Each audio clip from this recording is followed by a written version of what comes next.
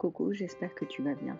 Aujourd'hui, j'aimerais te partager une clé qui va te permettre de gagner le temps que moi, j'ai perdu en n'étant pas consciente à l'époque de ce grand basique. Tu sais tout comme moi que quand tu as choisi de donner ta vie à Jésus, tu l'établis comme ton sauveur, c'est vrai, mais avant tout, comme ton Seigneur. Si tu as fait le pas de donner ta vie sincèrement à Jésus, c'est que tu reconnais qu'il est Dieu fait homme et que par amour pour toi, il a enduré un calvaire sans nom. Par cet acte, il t'a réconcilié au Père Céleste. Il t'a affranchi de toute emprise des ténèbres et t'a rendu victorieux sur toute la puissance de l'ennemi. Si tu as fait ce pas, il est ton roi, ton maître, celui que tu dois aimer par-dessus tout. Pas par obligation, mais en réponse à son amour parfait pour toi. Si tu n'as jamais fait ce pas, ou si tu ne comprends pas vraiment de quoi il s'agit, je t'invite à cliquer sur le lien qui se trouve sous la vidéo. Je t'accompagnerai dans cette démarche. Ok, B.A.B.A. Un seigneur règne sur un territoire. Et dans le cas du spirituel, le territoire, c'est toi. C'est ta vie. Pas des morceaux choisis, toute ta vie.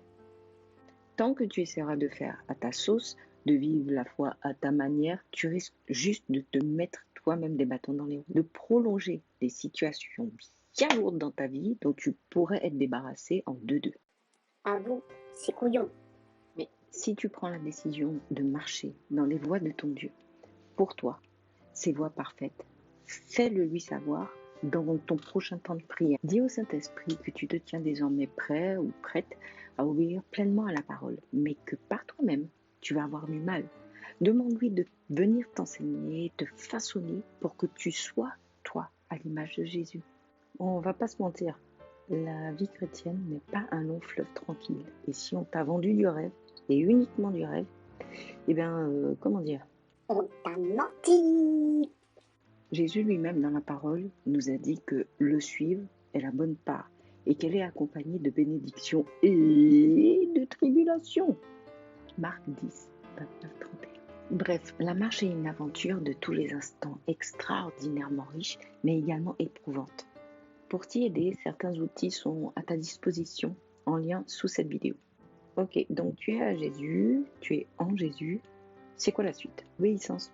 L'obéissance à la parole de ton Dieu pour pouvoir réjouir son cœur de Père, le cœur d'amoureux de Jésus et le cœur d'ami du Saint-Esprit. Le bonheur que tu vas procurer à ton roi en lui obéissant, mon ami, et c'est là toute la beauté de l'amour de Dieu, ce bonheur va toi-même t'apporter la joie en abondance, la paix en abondance et faire de toi un ambassadeur de choix pour le royaume.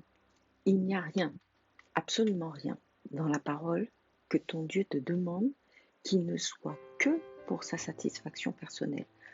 Tout ce qu'il t'ordonne de faire, c'est avant tout pour ton propre bien. Il ne t'est pas demandé d'essayer d'aimer, d'essayer de pardonner, de ne pas coucher à gauche, à droite. Mais ça t'est ordonné, un ordre qui vient d'un Seigneur.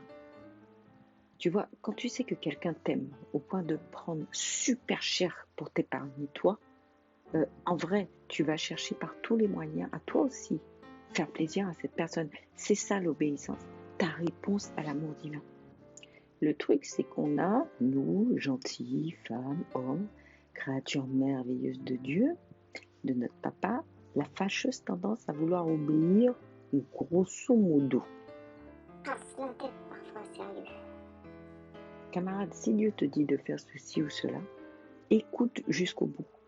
Attends de voir s'il te dit le quand, le comment, le avec qui. Et s'il ne te donne pas ces précisions-là, demande-les-lui. Ne reste pas là, statique ou façon « t'inquiète, j'ai compris le plan, j'ai compris l'idée, je vais y aller ». Fais pas ça. Ça ne veut pas dire que tu ne dois jamais te servir de ta matière grise. Dieu t'a donné un cerveau, c'est pas juste pour ensuite te dire de faire le robot. Mais cherche en premier lieu à savoir son plan à lui, sa stratégie à lui. Qui il veut utiliser pour ce projet, quand est-ce que tu dois poser telle ou telle action, enfin tu vois le truc. La parole nous dit à tous de faire des nations des disciples, mais la manière dont Dieu a décidé d'agir avec moi pour accomplir sa volonté ne sera pas forcément celle qu'il aura décidé d'appliquer avec toi. Avant de lancer Inéni tel que tu le connais aujourd'hui, premièrement, le Saint-Esprit a bien galéré avec moi parce que je ne me sentais pas capable. Mais par obéissance à mon Dieu, j'ai suivi ses directives. Je me suis procuré des bouquins, j'ai étudié le comment, le budget, etc. Quand j'ai commencé, j'ai mis en place une première version. J'étais trop fière de moi. Comment c'était moche. Ensuite, j'en ai fait une seconde.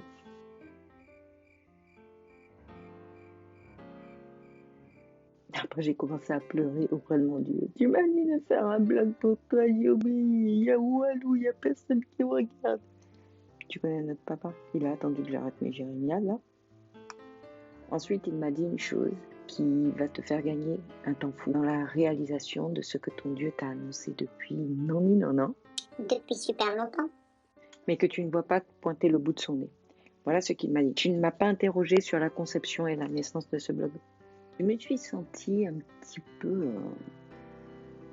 oui, j'avais obéi, mais pas entièrement. J'ai été réticente au départ, mais quand j'ai décidé de me mettre en route et de faire la volonté de mon papa, j'y suis allée la fleur au fusil. C'est un peu comme si tu es appelé sur un champ de bataille. Par amour pour ton pays, tu te dis « Waouh, trop bien, je viens le faire ». Mais tu n'attends ni ton ordre de mission, ni les ordres de ton général, ni ton pactage, ni ton uniforme. Tu attends rien et tu pars en trottinant, convaincu que c'est bon, je vais le faire, ça y est. Mais non, en fait, ça va pas le faire. Ça va pas le faire du tout.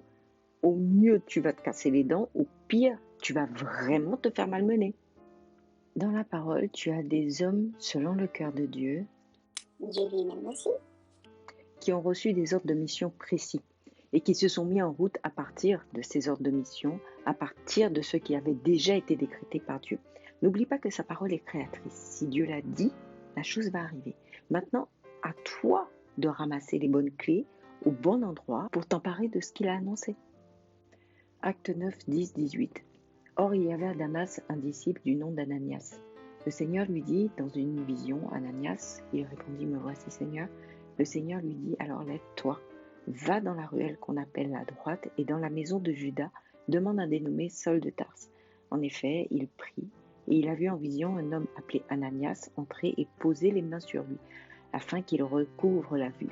Ananias répondit, Seigneur, j'ai appris de beaucoup tout le mal que cet homme a fait à tes saints à Jérusalem. Ici, il a les pleins pouvoirs de la part des chefs des prêtres pour arrêter tous ceux qui font appel à toi. Mais le Seigneur lui dit, vas-y, car cet homme est un instrument que j'ai choisi pour faire connaître mon nom aux non-juifs, aux rois et aux Israélites. Je lui montrerai tout ce qu'il doit souffrir pour moi. Ananias partit. Une fois entré dans la maison, il posa les mains sur Saul en disant, seul mon frère, le Seigneur, le Jésus, qui t'est apparu sur le chemin par lequel tu venais, m'a envoyé pour que tu recouvres la vue et que tu sois rempli du Saint-Esprit. Aussitôt il tomba comme des écailles de ses yeux, et il retrouva la vue. Il se leva et fut baptisé. Acte 10, 1 à 5 et 19 avant. Il y avait à Césarée un homme appelé Corneille qui était officier dans la troupe romaine appelée cohorte italienne. Il était pieux et craignait Dieu avec toute sa maison. Il donnait beaucoup d'argent au peuple et ne cessait de prier Dieu.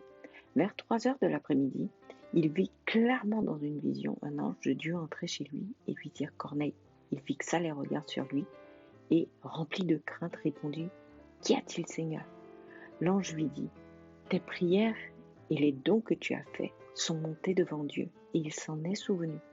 Maintenant, envoie des hommes à Jaffa et fais venir Simon, surnommé Pierre. Il est logé chez un certain Simon, un tanneur dont la maison se trouve près de la mer. » 19-20.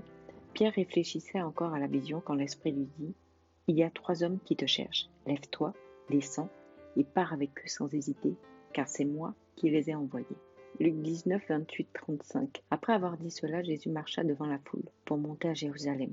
Lorsqu'il approcha de Bethphagée et de Béthanie, vers la colline appelée Mont des Oliviers, Jésus envoya 2 de ses disciples en leur disant « Allez au village qui est en face. Quand vous y serez entrés, vous trouverez un ânon attaché sur lequel personne n'est encore jamais monté. Détachez-le et amenez-le. Si quelqu'un vous demande pourquoi le détachez-vous, vous lui répondrez « Le Seigneur en a besoin. » Ceux qui étaient envoyés partirent et trouvèrent tout comme Jésus leur avait dit. Comme ils détachaient l'ânon, ses maîtres leur dirent « Pourquoi détachez-vous l'ânon ?» Il répondit « Le Seigneur en a besoin. » Et ils amenèrent l'ânon à Jésus. Tu pourras relire tous ces passages tranquillement, les rêves sont en dessous. Ces longs passages que je t'ai lus ne sont pas là pour faire joli en fait. Tu as pu voir que quand Dieu attend que tu fasses quelque chose, que tu remplisses une mission, il va disposer l'environnement, les personnes, mais également le temps pour la bonne réalisation de ce qu'il te demande de faire. On sert un Dieu d'ordre.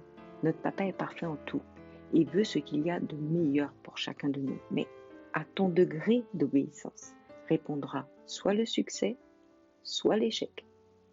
Il soit à 1000% dans sa volonté, pas en partie. Ready?